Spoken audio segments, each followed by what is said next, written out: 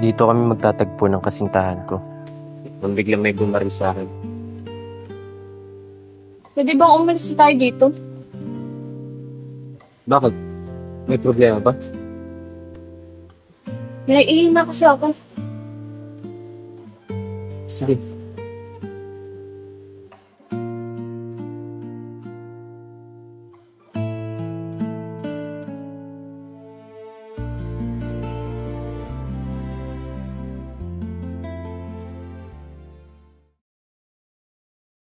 Di na naninilangan ng pamilya mo sa Pilipinas.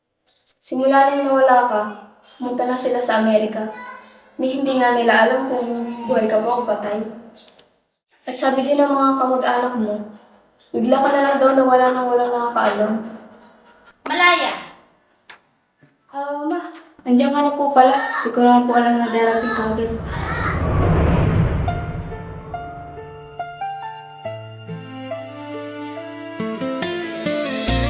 Yutina!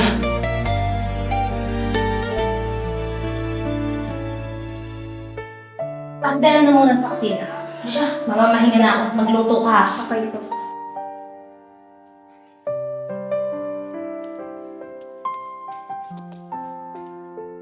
Kilala mo ba yung mama ko?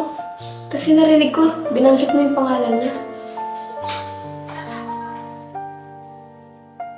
Siya ang kasintahan na kakatagpoy ko nung araw na pinatay ako.